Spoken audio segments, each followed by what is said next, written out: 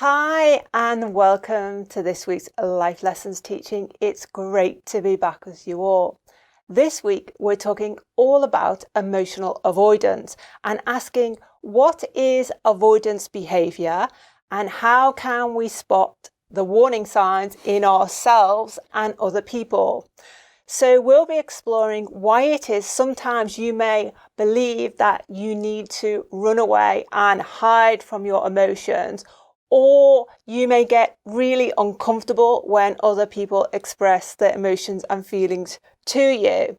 And most importantly, we'll be sharing some spiritual wisdom and practical advice on how you can break your avoidance habit and learn to love your emotions.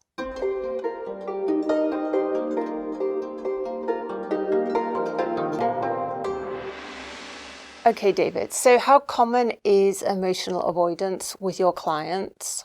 It's really common. I would say when you take off the headline, the story, because people come to you with a headline thing, oh, this is I can't sleep, or I'm eating too much, or I'm not eating enough. They come with you with a headline. But when you dig down into the story, it's nearly always about managing emotions or understanding their emotions. So I think it's really common.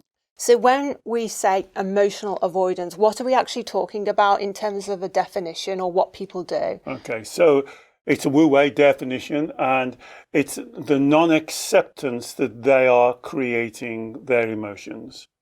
So here's really the breakthrough. As you sit here and listen to me, and I say to you, like I do on all of my videos, you are the creator of your emotions. You are not the victim. The mature part of you has to agree with that. But the part of your mind that we call the inner child, they don't agree with that. And so that's the core of the problem. So even when I work with clients and they go, oh, of course I create my emotions, David. Of course I do. When you ask them the golden thread question and you get down to the core of the issue, actually, they don't believe that they create their emotions. They believe emotions are an external attack. And so if we go down that fork in the road and we don't believe we create the emotions, we don't believe that we are responsible for them, we go down the other path, then how does this avoidance manifest? Okay. So then what you have to do, of course, you have to create a universe, a world, a utopian world where your emotions do not get upset. So you have to be in control mode. You have to be second guessing, looking ahead, wondering what's going to happen, wondering may happen, could happen, should happen, how somebody should speak to you, what they think about you. Your mind goes on almost overdrive, controlling, trying to juggle all the pots or spin the plates, and you always fail. And then what you do is to blame the external. Oh, well, if it wasn't for them, if it wasn't for that, if it wasn't for this, if it wasn't for that. Or you say things like, you really upset me, you create bad emotions in me, and you put the responsibility of your emotions onto other people, not for yourself. Okay, so I guess what I'm hearing is that here, you? Yeah. Well, I mean, please do comment below if you can relate to this, because this is a universal problem for a lot of people if they don't have the deep understanding as to why it's happening. And I think this is why it's a spiritual understanding. Yeah. See, I think this goes beyond counseling. I think you have to understand the spiritual dimension to this teaching. That's why it's profound, and that's why it changes your life.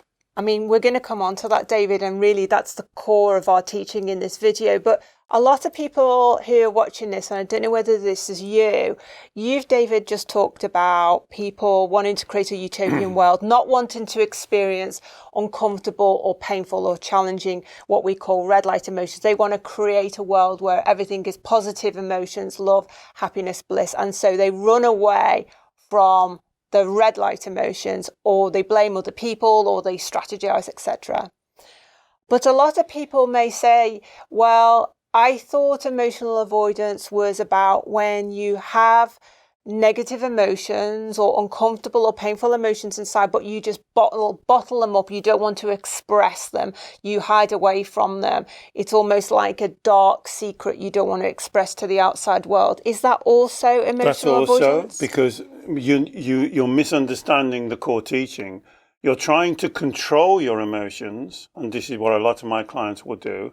They're trying to find a strategy to control their emotions. So they'll come to me and they'll talk about meditation or relaxation or what they're eating or how they're sleeping, whatever it is. You're trying to control the emotions. You're not understanding that you are creating them. So it's almost like you create a monster and then you're trying to control the monster. And there's where the teaching is so important. Once you get 100%, and this is what I say to my clients, 99% isn't good enough. Yes, David, I understand I create my emotions. If that little bit is still in your mind, no, I don't think I do really, then you're giving the power to other people because you're in victim mode. You are now always trying to protect your emotions. And as Alex says, if you try and protect something, how can you protect something that you are continually creating? Because you do one thing and then you just create another one. Then you do another thing and then you create another one. Emotions are being constantly created by what you believe and what you think. Your emotional experiences are solely and wholly your responsibility. How you respond to events and situations is down to you. And I would imagine that if we try to avoid or run away from or hide from or bury or bottle in these emotions as a strategy of trying to get rid of them, not dealing with them, as you've kind of indicated, it actually makes the situation even worse because they're not being addressed, because they're not being expressed, for starters, because the energy of that emotion is being locked in rather than released and dealt with properly. Instead of the strategy working for you, it completely backfires and it amplifies the problem. Well, it amplifies the problem because you're creating what we call in our model the maze of confusion. You're adding confusion now into the situation. The golden thread, what I do to my clients, is to clear that confusion because over many, many years, you've laid another level of confusion, like levels of an onion on top of a problem. And when you're thinking you're avoiding your emotions, what you're really doing is avoiding the issue. You're not addressing the issue. And so if you do not address the issue, you'll never learn that life lesson because that issue will always offer you a life lesson. So instead of going towards learning the lesson, you're trying to run away from the lesson. But guess what? The lesson chases you. You know those carousels at the airport when you leave your suitcase on and they just come round. So how many times might be a different person, might be a different time, might be a different company in your career, but how many times does exactly the same problem rear its ugly head back to you? It's because you haven't dealt with the issue, you haven't learned the life lesson. You've gone the other way and you're trying to bottle up, avoid, create other feelings, be angry, be sad, be a recluse, close yourself in, not talk to people, not have relationships.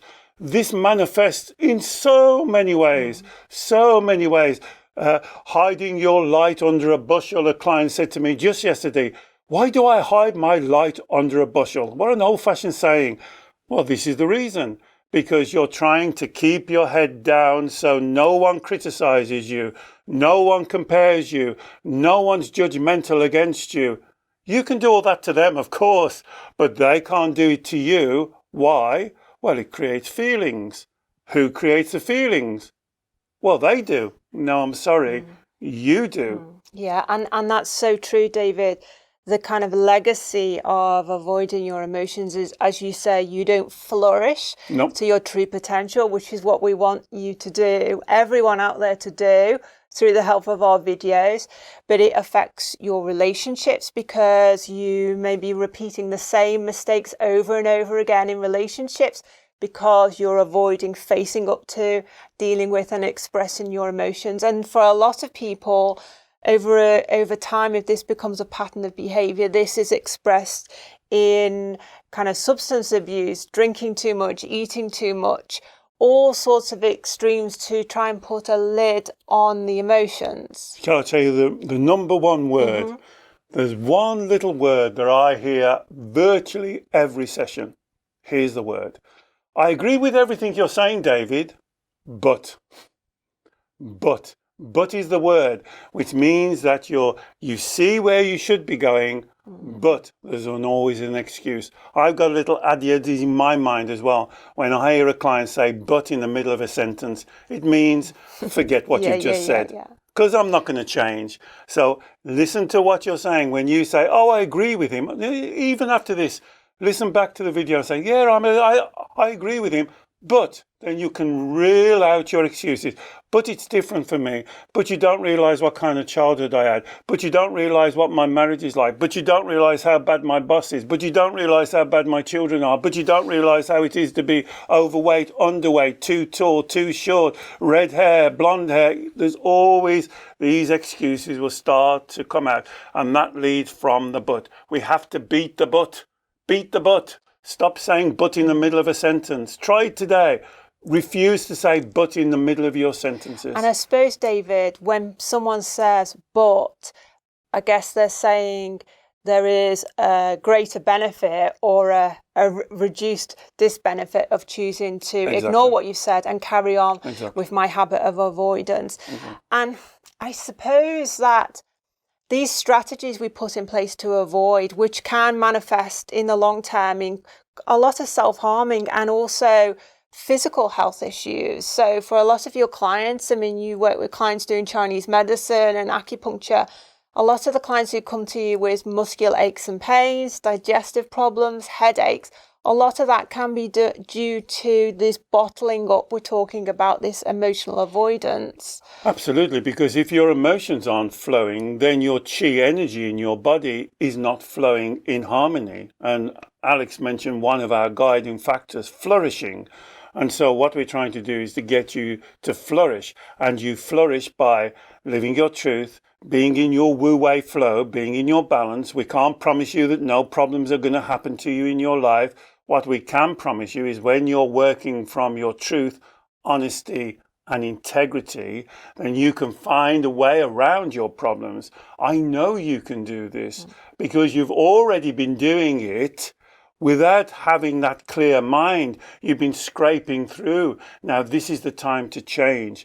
This is the time when you can control your emotions just by concentrating on that one saying, I am the creator of every emotion, not just some emotions, every emotion. I am the creator of them. I am not the victim of them. Now, I may be creating them for a reason, but let me find out what the reason is. So here's something that my client says. Oh, you're saying I shouldn't create emotions. I'm not saying that. I'm saying you have to understand that you create them. So emotions are absolutely fantastic, appropriately. There's a Chinese saying, you shout when you're angry, you cry when you're sad, you laugh when you're happy. Emotions, inappropriateness are wonderful. Your best asset, especially if you're a sensitive person. What we're talking about is those emotions that keep on going on, and as Alex says, you then have to avoid them.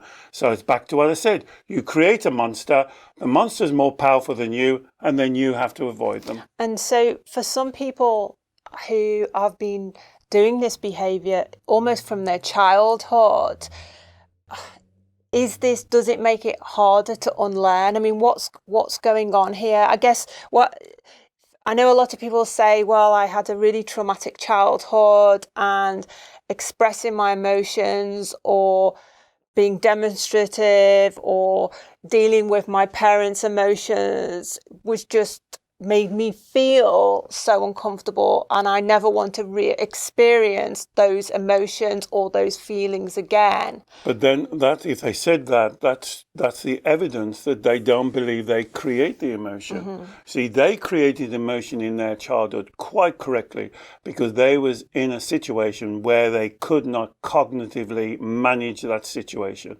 Impossible. And this is why I know you're awesome. This is why I know you can cope, Because without having any knowledge, you got through that dysfunctional childhood. You did it. You found a way through it. Thank goodness you did. That's how awesome you are. The only thing we're talking about here is you haven't updated that belief system. You're still working on a belief of an 8-year-old. An 8-year-old is in control of your emotions. And I'm not talking about how clever you are, how intelligent you are, how good you are at your job. Emotionally, which affects most of your life, you've actually got an 8-year-old running your life. And that's what we've got to change, because that 8-year-old is not a monster. They're not evil. They're stuck. They're frozen. That kernel I speak about in the inner child videos, they're stuck. They badly need help. And the help they need is emotional education. They don't need avoiding. That's what you've been doing. You avoid them. You put them to one side. You ignore them. Stop it. Yeah. This does not work. Now you've got to go the other way. You've got to see this little child for who they are, a beautiful golden little child that's stuck, that's dug a big hole and they're down there. Can't you see them? And they need your help on how to get out. They need your calmness. They need your breathing technique. They need to show you how to drop the shoulders. But you know what they need above all? They need you to listen to them and to give them answers. And that's the emotional education, that they're faced with a situation. It could be my parents acting in a certain way, grown-ups doing this, people who should love me are doing something different to me. But that child still got through it. That's how awesome you are. And then we go down and we have to teach them the spiritual lessons. And that's what they need the most. And it will be slightly different, unique to you, but you have to do that. The first stage is what we're talking about. Do not avoid them, because those emotions are actually your inner child screaming for attention. If you don't mind me just carrying on. If you have physical children, you'll know exactly what I mean. Don't they come to you at the worst time and start pulling and say, can you help me with this? I need some help here. I need some help here. And they're looking for attention, for reassurance, for guidance. And that's what your inner child is doing when she creates those red light feelings. And that's how intense they are, is how badly she wants help. And so I totally get the idea that this emotional avoidance is a strategy we may have developed in childhood or in our formative years, a coping strategy to get us through that difficult, challenging or painful period. We're now still running on that strategy insofar as the part of our mind, our psyche that we call the inner child, and I can put a link to our inner child videos, is still, you're saying that's still in control of what we believe, what we think, our self-talk and our actions. And so we're still running on that inner child avoidance strategy. And just to make sure I've understood this correctly, the inner child is stuck on, you say, a life lesson. And we need to, as the adult us, we need to explain to the child that lesson, to basically listen to the child, because the child is screaming for attention. He or she is still stuck on the lesson that was presented to them in your early years. And so we now have to teach that child. And so if this is the first time we've had to do this work with the child, how do we do that? How do we as the adults? Because a lot of people say, well, I kind of agree with the child. Exactly. When the child says it's better to run away from the emotions, I don't want to deal with my emotions, I don't like feeling like this.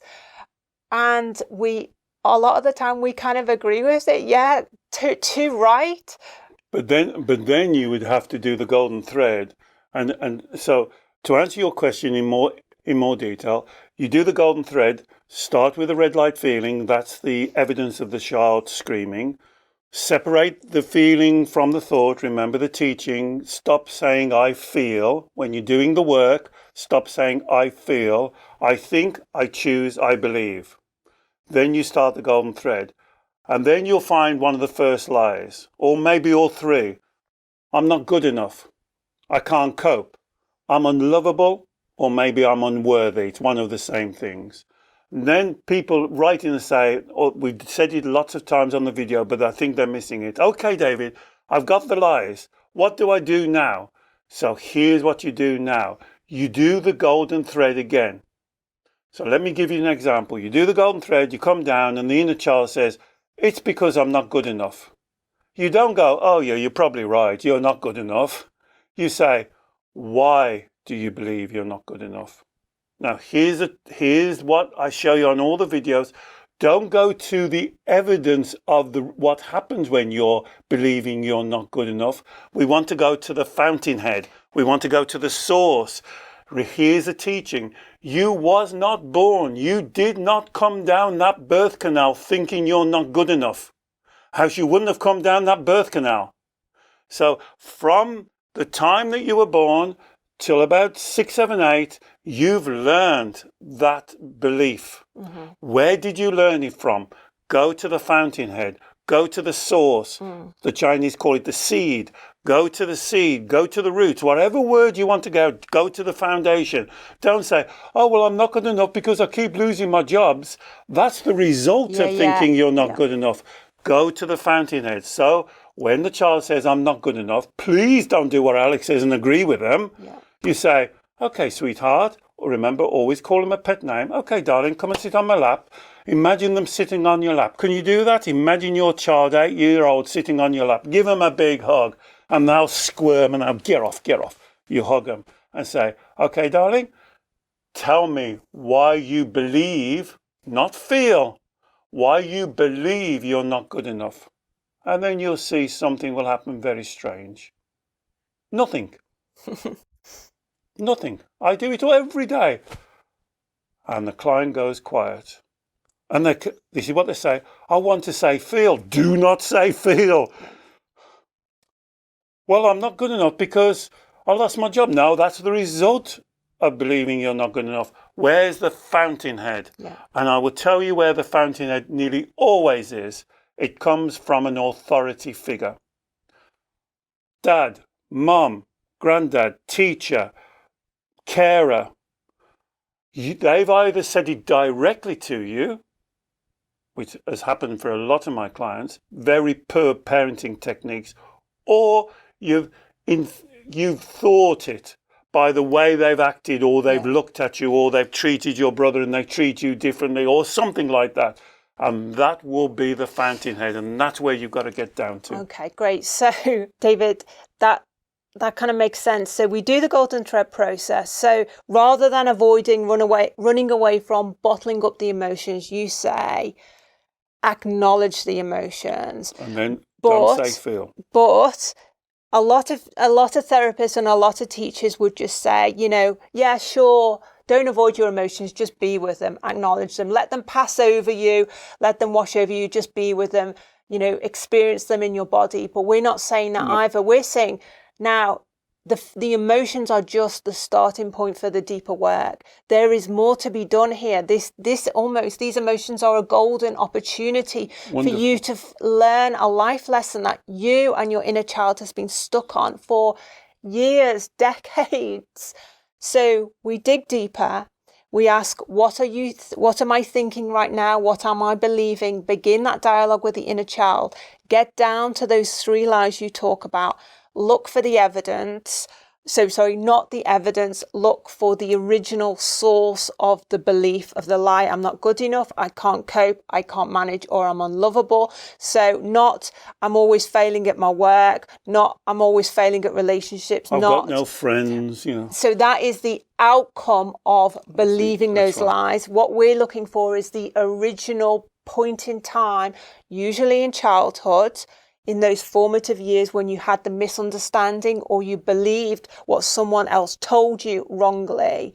And so we have to go back and unlock that lie and teach the child the truth. And so this is when, as we've talked about on many of our other videos, we as the adults may need to connect to our Shen, our spiritual side, for inspiration and wisdom and guidance. And we've done other videos on how you can do that so that you can tap into that inner wisdom that you can then pass on to the child. Okay, so I'm just doing this with one client now. So it was her father. So her father, she said, told her she wasn't good enough. And then I said, right, do you believe him then? Of course I believe my father. Okay. Do you believe everything your father said? She laughed and she said, no, of course I don't believe. He's a bit of an idiot. And I said, well, why do you believe that? Why have you discounted all of the other stuff and calling him an idiot? That's what she said. And why would you believe that? And this is the important thing, because this goes down to emotions, because she's looking for that reassurance, that love, that validation from her father. And that's why she believes that. And that's what had happened. This is a childlike thinking. This is what a child would do. They believe that love is a commodity. They believe love is given to them or taken away. When the real teaching we've got to teach your child is love is not a commodity. It's not a box of chocolates. No one can give you love. Love is an emotional experience and a feeling. So therefore it falls into the Wu-Wei model perfectly. You are the creator of your feelings. So your father or someone else can show you that they love you, but they can't give you love. And this is where a child misunderstands. And I've got to be honest, why children misunderstand this is very poor parenting techniques. We as parents have taught our child that if you do well, then daddy's really pleased with you. Aren't you a good girl or a good boy? And then when you don't do so well, daddy says, oh, I'm really disappointed with you. You're a bit lazy. And what you're doing is using love as that carrot and a stick. But I can see also how this applies to all emotions, how as a children we can come to believe that all emotions are created by other people or other situations and then given to us, and that it's not something within our control. But we need to learn, as we teach on all our videos, and as you said right at the top, and this is, I guess, the most fundamental part of this video, is that you create those emotions, you are responsible for them, and you can manage them and control them, so that more of the time you can experience positive green light emotions. And then when something really challenging or unexpected happens in the outside world, as it will, and you do appropriately experience some red light emotions, then you can control and manage and bring yourself back into what we call the Wu-Wei balance, again, of experiencing inner peace, calm, contentment, the green light emotions. Exactly, Alex. And one of the things you mentioned there was very important, because what a child does when they don't understand this and their parents have taught them as carrot and stick about love, they believe they have to earn love. And then when they go and get love, that's when they say, well, the reason must be that I'm unlovable. Yeah. I'm not good enough. That's the reason why my parents aren't giving me love, isn't it? No, it's not at all. Your parents didn't sit round the kitchen table one night and said, look at our child, let's not love her. They probably had problems themselves. They probably didn't understand this spiritual and emotional teaching. And if you listen to what I'm saying and check for yourself, look at your grandparents, look at their parents, and see how this comes down the line and how it's affected your parents and then affected you. But it can stop with you.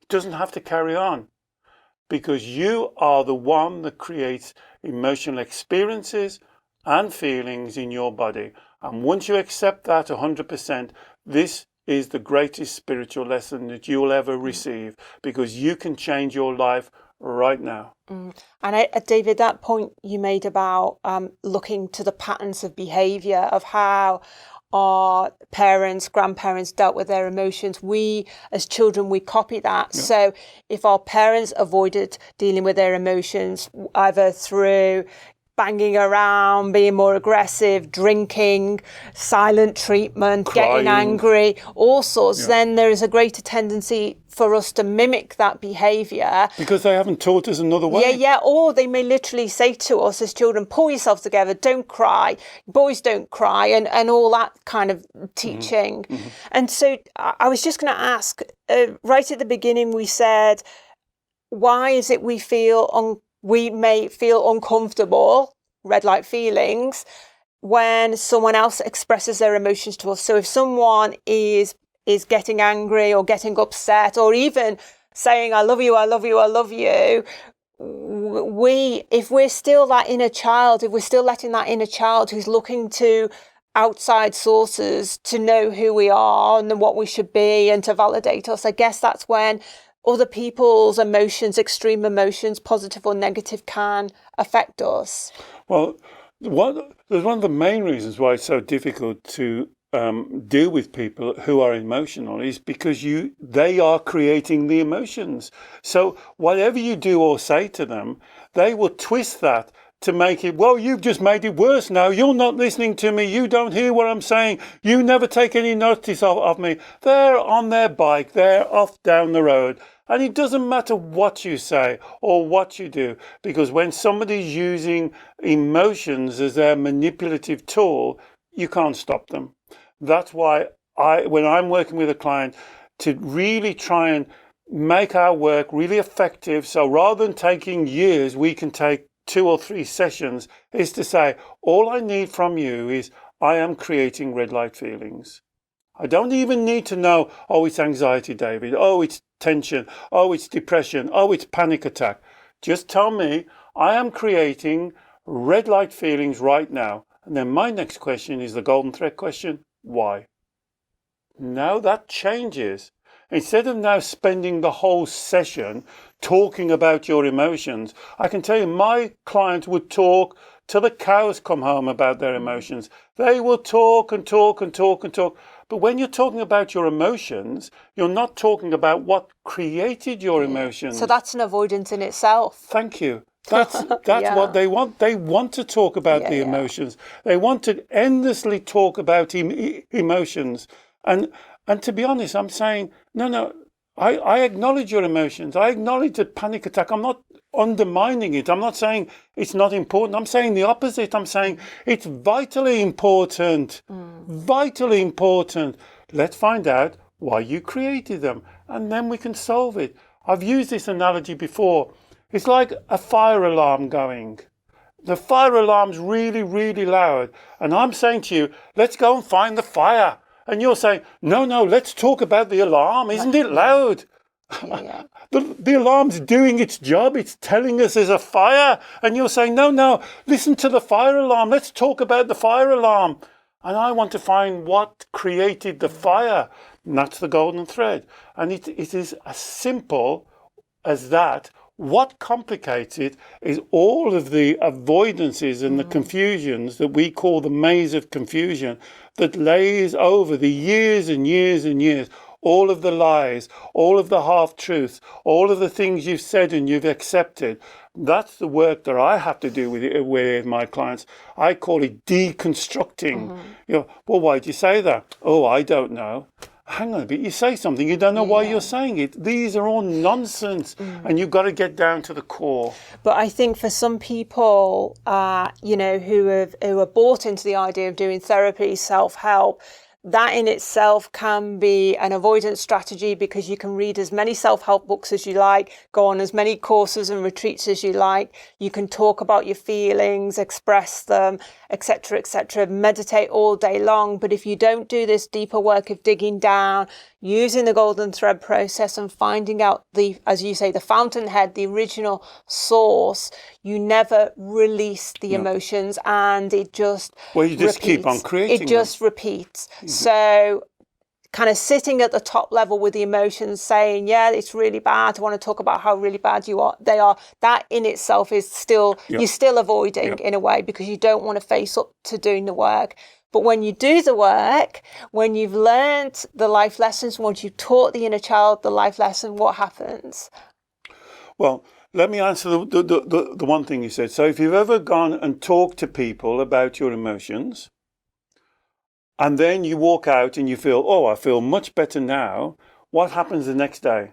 The emotions are back, because you haven't dealt with the core. And that's why you've got to deal with the core. So when you get down to your inner child, answering that Alex's question, you found your way to her, you've built up a method of talking and listening and learning the lessons. We've done several videos on this because this is so important.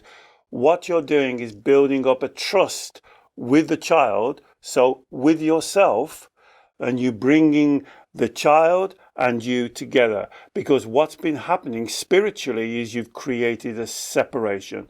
This goes against the Taoist teaching of oneness.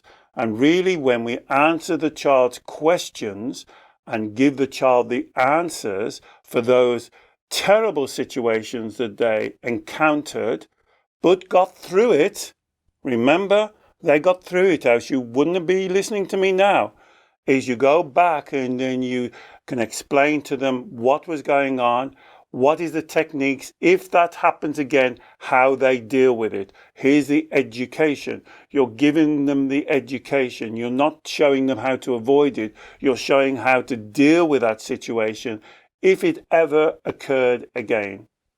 Great. Thank you, David. That's brilliant. So I do hope this video has given you a much better understanding of emotional avoidance, what causes it and what you can do about it. If you can relate to anything we've discussed in this video, please do comment below. We'd love to hear from you. If you think this video would also benefit someone you know, please do share with them.